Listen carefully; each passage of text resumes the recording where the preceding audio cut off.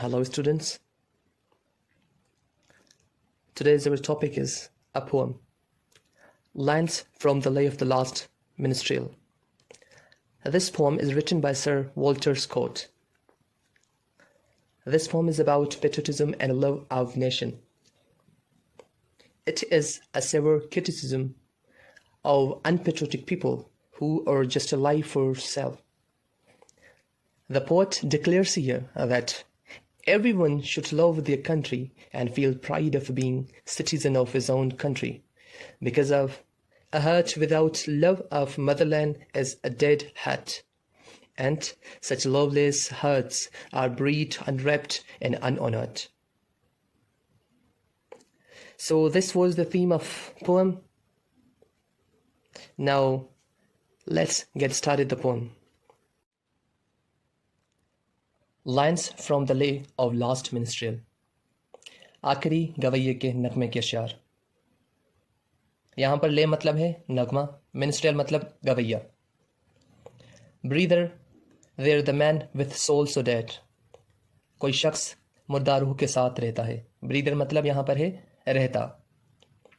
Who never to himself hath said, जिसने खुद से कभी भी नहीं कहा. This is my own, my native land. ये मेरी अपनी आबाई सरजमीन है. Native land मतलब आबाई सरजमीन. Whose heart hath never within him burnt. जिसका दिल उसके सीने में कभी नहीं जला. As home his footsteps he hath turned. जब उसके कदम घर की तरफ मुड़े. From wandering on a foreign stand. दूसरे ममालिक के समुंदर किनारे से आवारागर्दी करके वापस आया. वॉन्डरिंग मतलब आवारा, यहाँ पे मकसद घूमना.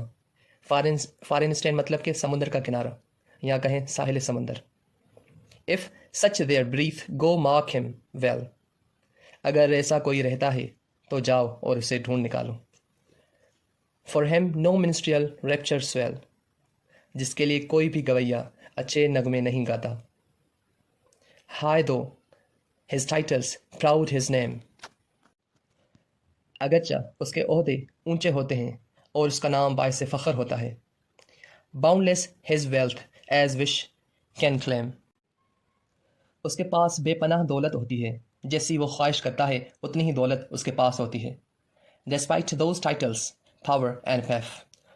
उसके ओहदों के, ताकत के और दौलत के बावजूद. The rich concentrate all in self. वो बदनसीब खुद में ही लगा रहता है.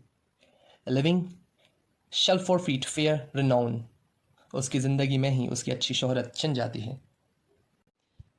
And doubly dying shall go down. और वो 2 दफ़ा मरने के बाद ज़मीन के नीचे जाता है. To the vile dust from whence he spring. उस मामूली मिट्टी में मिल जाता है जहाँ से वो पैदा हुआ था. Vile dust मतलब मामूली मिट्टी, whence मतलब जहाँ से, spring मतलब पैदा हुआ. Unwept, unhonored and unsung. जिसकी मौत पर कोई नहीं रोता, इज्जत नहीं करता और उसको अपने नगमों में कोई याद नहीं करता. शायर इस नज़म में कहता है कि जिस शख्स के दिल में वतन के लिए मोहब्बत नहीं और उसका दिल खाली है, तो उसको बिला अफसोस और बिला एजाज़ के दफनाया जाता है. मतलब कि अगर किसी के दिल में वतन के लिए मोहब्बत नहीं तो उसके एजाज़ में कोई गायक गीत नहीं गाता, हालांकि वो कितनी ही शोहरत क्यों ना हासिल कर ले, लेकिन उसके मरने पर कोई भी दुख नहीं करता, भले ही वो कितनी भी दौलत कमा ले, लेकिन उसके मरने के बाद कोई उस पर अफसोस नहीं करता और उसकी दौलत उसके साथ ही मिट्टी में मिल जाती है. और इस पोम में पोएट असल में कहना चाह रहा है कि हमें अपने वतन से मोहब्बत करनी चाहिए और अपने वतन के लिए ही जीना चाहिए. शुक्रिया.